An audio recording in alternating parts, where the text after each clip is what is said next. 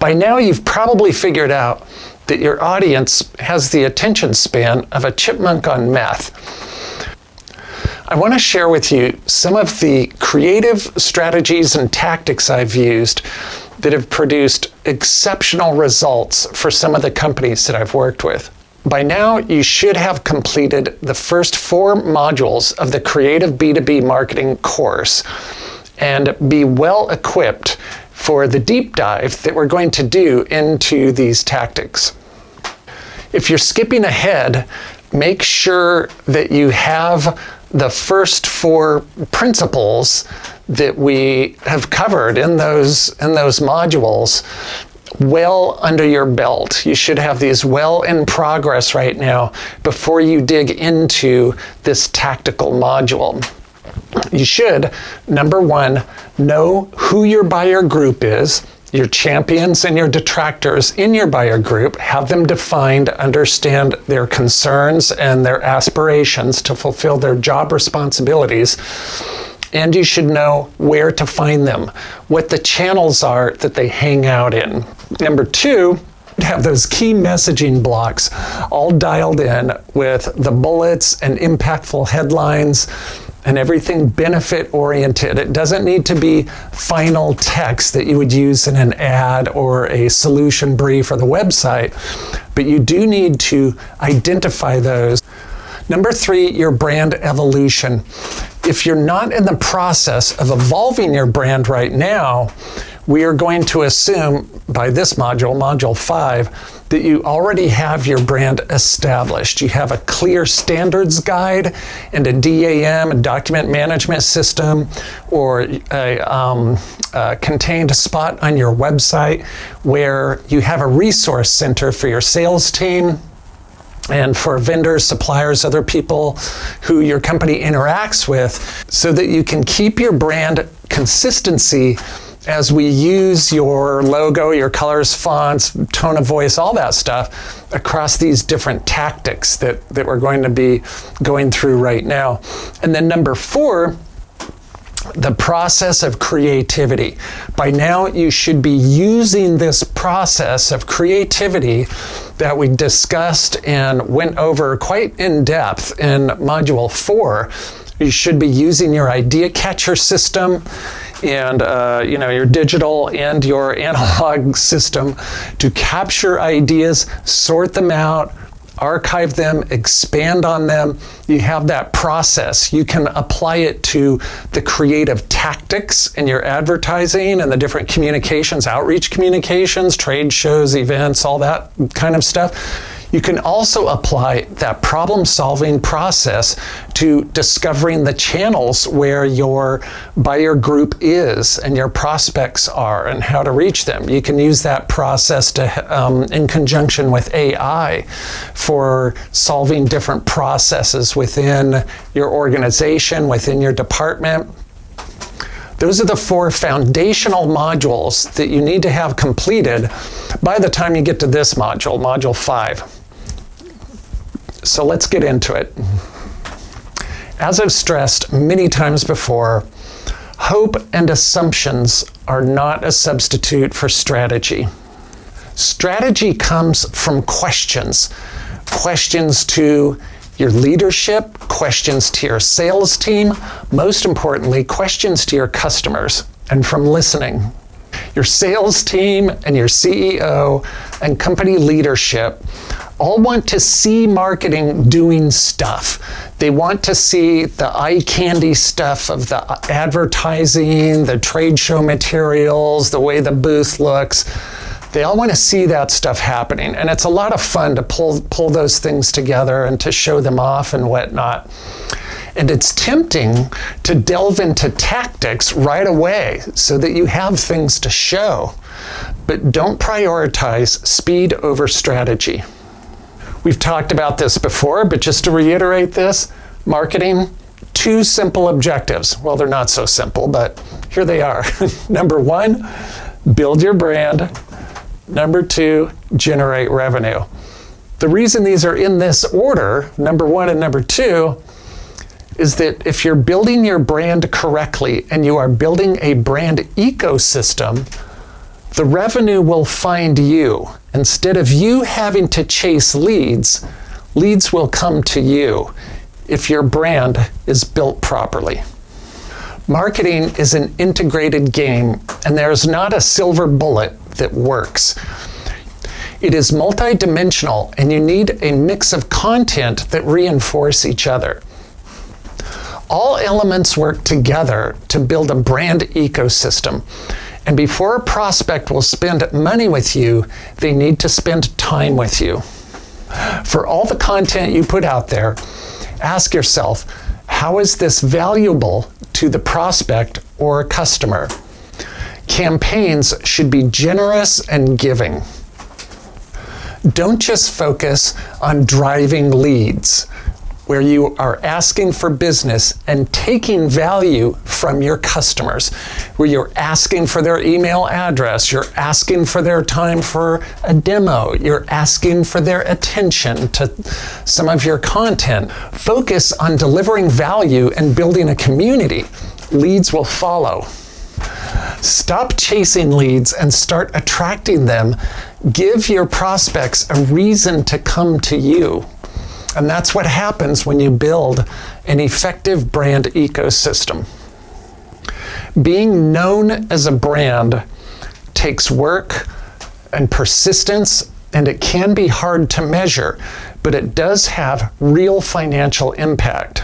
It reduces the cost for the amount of advertising and content you need to develop to generate leads, and it increases revenue by shortening the buying cycle.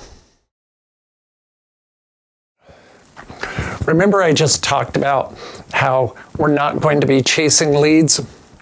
The leads will come to you? Well, we are going to be chasing leads a little bit, but we're going to do it in such a way that your prospects like it.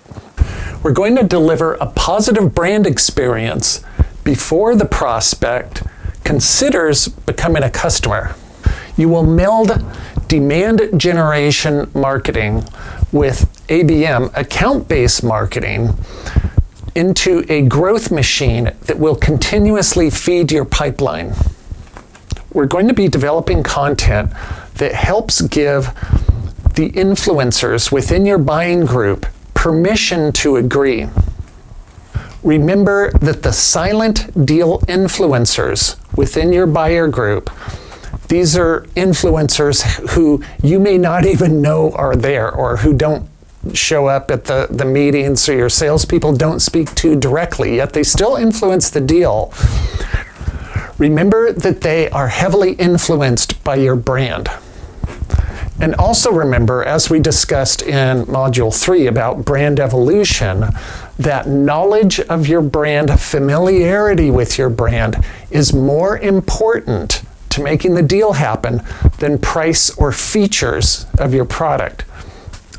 As we go through the different tactics and the details that we're going to discuss, meld this content ecosystem with how your business operates. Work closely with sales and open a regularly scheduled line of communication with them. Understand what happens when the lead is delivered from marketing over to sales. What is the sales team doing from there? What is their engagement? What kind of content do they need to keep top of mind with the prospects over the long buying cycle, the 6, 12, 18-month buying cycle? And don't be afraid to ask your sales team tough questions. Are the leads coming in fast enough?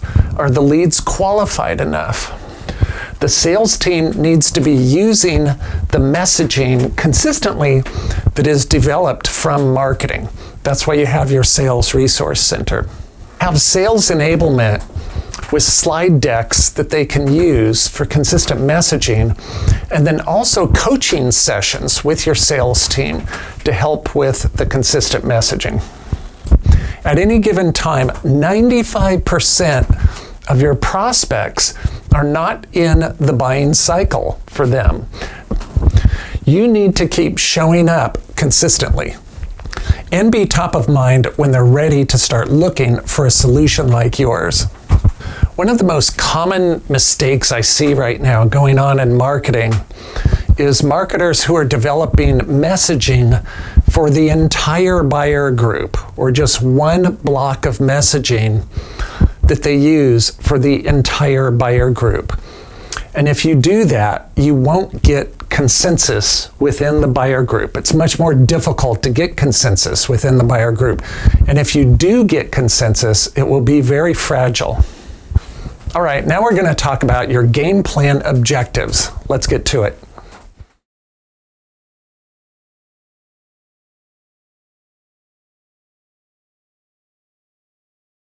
We're going to do a quick overview for 3 objectives in developing your content ecosystem. Your first game plan objective is building your prospect buyer group list. This is your stream of gold that you're going to be nurturing. As you develop your content that maps to your buyer group champions and deal influencers, and this is going to be over a period of time, your 3 months, 6 months, 12 months, however long your buying cycle is, you need to keep your audience engaged with your brand. And so this list is your critical stream of gold, as it were, that you're going to work with to make that happen. Ideally, your list would be prospects that are permission-based. So these would be prospects that have experienced your brand before in one way or another, such as filling out a demo form on your website, or registering for a webinar, or meeting you at a trade show and then giving you their contact information at a conference or a trade show. The best prospects on your list are going to be people who have experienced your brand in one way or another. Now that's plan A. So you're also going to be doing plan B to develop your list, which is using quote unquote list scrapers. Typically in the past, this has been Zoom and more recently Apollo.io. There are now AI tools available that can help with this. And there's quite a few different tools that are popping up. And I don't officially endorse any of these. It's just, I may mention a few brand names, but you need to find the tool that is going to work best for you. You also need to approach this with a little bit of caution. Some of these tools are actually being sued by LinkedIn, and then some of them seem to be sort of fly-by-night companies where they start up, they're here for 6 months, and then they're out of business 6 months later.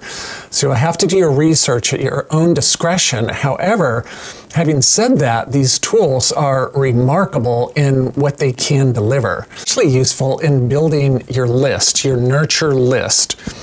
Now, your nurture list will be segmented with different categories as to how you found them. So some of them you may have found at your trade show, some of them may be demo requests on your website or other ways, or you may have used a list scraper to get them. So it's good to take your whole audience, your whole ball of prospects, and segment them into the different. Obviously, prospects who've requested a demo of your product are more of a hot lead than someone that you found on using the list scraper. But you're not just going to scrape for quantity, okay? We don't care about 10,000, 5,000 blocks of emails going out. What we care about are very strategically targeted per your buyer group.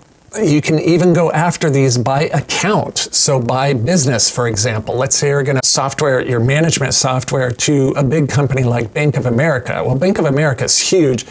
So you might be segmenting this towards different structured parts of the business. In other words, Bank of America might have 20 different marketing departments in their entire organization, and your solution might fit very well with marketing departments. And so you want to target by account, by the whole Bank of America company, zero in on that. You need to talk to your salespeople, talk to your product development people, talk to your customers, find out and do the homework of the buyer group dynamics so you can target your list very strategically. There are many AI tools, the list scrapers, that can help you develop this. These tools can help you clean your list for deliverability. They can help you with list enrichment, which is getting more ancillary information besides somebody's job title and their email address. You can find out more things about them that can help you target delivery of your content. Also help you with deliverability and developing precise messaging, getting the right messaging to the correct audience. As I mentioned, the best place, the most qualified prospects on your list can come from registrations from webinars, events, gated content of high-value content that you have, subscriptions to your blog or newsletters or podcasts. Two things to keep in mind about your list. Number one, filter out the deadbeats. You can use a filtering tool, an AI filtering tool, to filter out prospects who have not posted on LinkedIn in 90 days. If they're not active with LinkedIn at all and their company is on LinkedIn or that your LinkedIn account is where a LinkedIn list scraper is where you got the contact information. If they're not posting or they're not active, get them out. Also get out, obviously, delete any unsubscribes, non-deliverables. The point here is to keep your list very clean. Number two is to target movement signals, or what you could call heat signals. And these would be companies with new hires, new executive leadership, new product launches, acquisitions and mergers, press releases, new investor funding. You can use a warm-up filter with these contacts to reduce your bounce rates. And as I mentioned, be careful about using scrape and data enrichment tools on LinkedIn that are not approved by LinkedIn. You can get your company account banned. Tools like HeyReach, Apollo, and Cognism can do super cool stuff, but they're also not approved by LinkedIn. Any tool that scrapes data or automates LinkedIn processes can get you into trouble.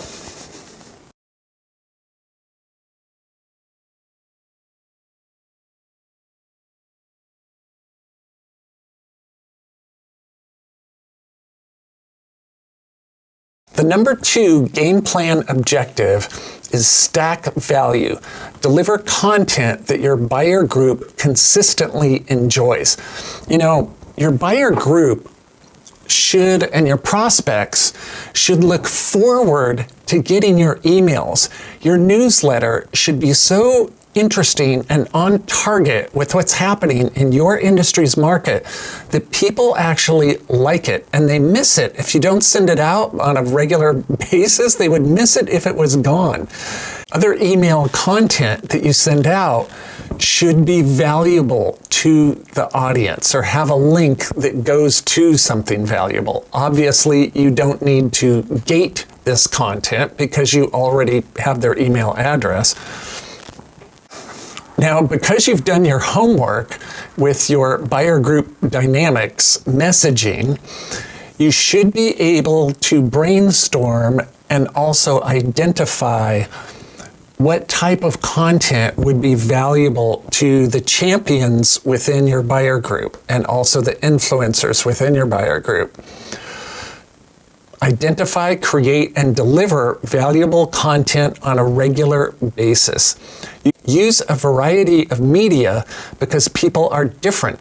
Some people like video, some people like infographics, downloadable PDF sheets, newsletters, blogs, podcasts, etc.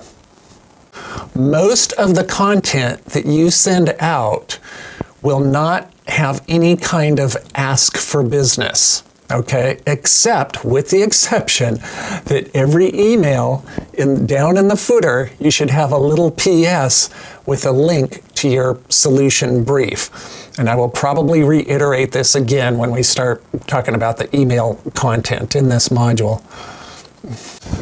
Some of the content you send out, let's say you send out 4 to 5 items over a 6-week to 8-week period of time, and they all just give value. They're valuable blogs, you have a valuable infographic, you have a valuable video, boom, boom, boom. Email after email is just something cool for your audience to interact with.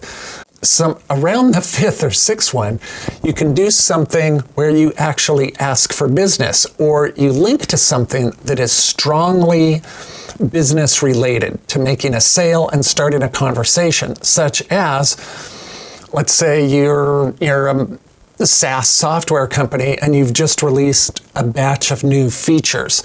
You can have a webinar that is designed for prospects, newbie prospects who don't know anything about your solution, but you could have a 30-minute, 1-hour webinar where you highlight these new features and why they were built and the customers that they help.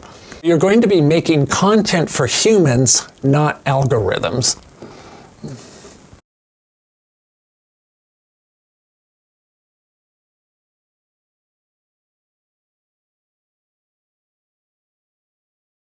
Game plan, objective number 3, be where your buyer group expects to find you and where they don't.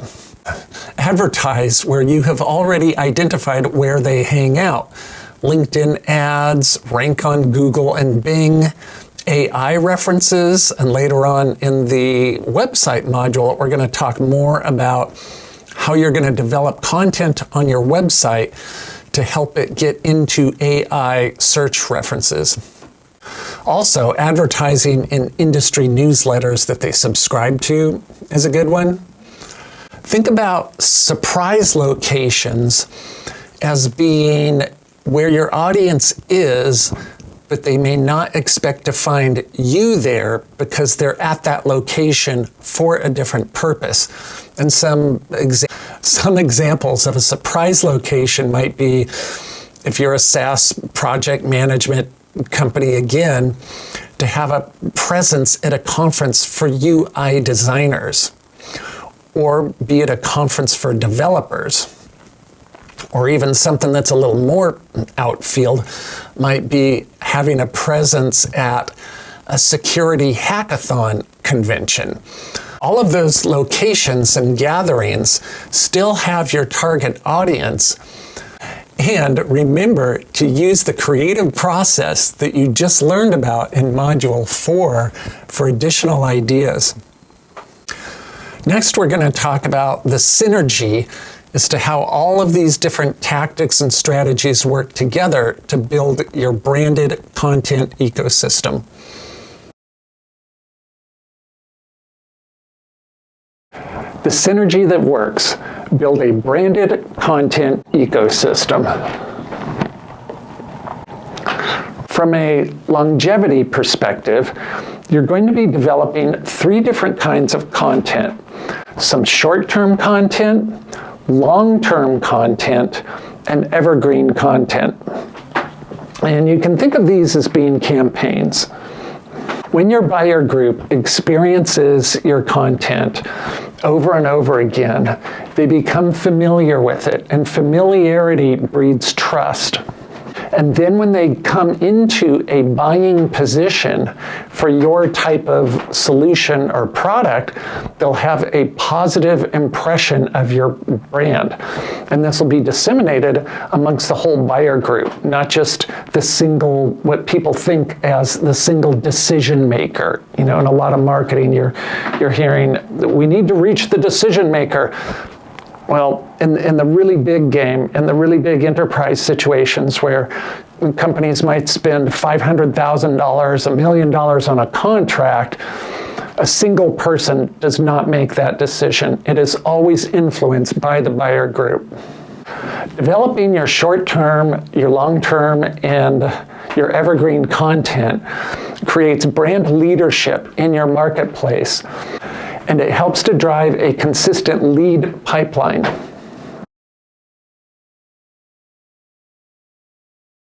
once we dive into the details and some of the creative things that make this content work and all the different kinds of content, you might start to get a little overwhelmed. Your head might be ready to explode pretty soon. Yes, it's a lot of content. But the good news is you can get AI and your creative process that we talked about in Module 4 to help. And that's a lot of power to help you have unlimited ideas, creative ideas for the type of content, but also to solve some of the problem solving that you're going to need to do, which will be getting into channels that really work well, and also doing some experimentation. So does using AI mean that you're just going to feed an idea into Claude or Gemini or whatever and just say, hey, write me a blog about blah, blah, blah?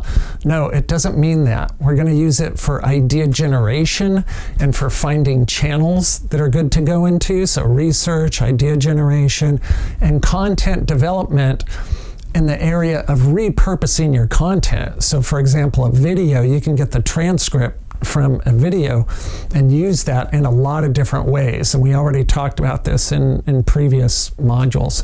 But that's one of the most powerful ways to use AI to help take the content that you do have, new stuff that you may have paid an agency to do, like video creative development and content development for some of your website or whatever you've done, and then use AI to repurpose that in all kinds of different ways. So for infographics, short clips, short video clips to post on LinkedIn, advertising, display advertising, all kinds of things like that.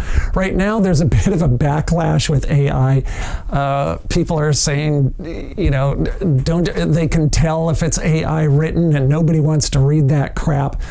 So I am going to throw out some cautionary notes from time to time about using AI. So don't get lazy with the creative process, because your content is going to work better when you use your creative process behind it. Your strategies, what you know about your products, what you know about your buyer group, those types of nuances are going to make your content powerful and cut through your competition. So now we're going to dig into the details of a content plan. And this content plan is a suggestion. And this is content, like I've said before, that I have actually used in the past, gotten exceptional results with this type of content. But you should be adding your own ideas and your own content and figuring out, A/B test this stuff. Don't just take my word for it that if you follow this map, you're going to make millions of dollars. You need to A/B test it against your own results that you've achieved with your own content. And hopefully this will spark some new ideas for you, maybe even smash some of these ideas together with what you're already doing. So throw out what doesn't work for you and then cherry pick the ideas that you think can work well for your business situation.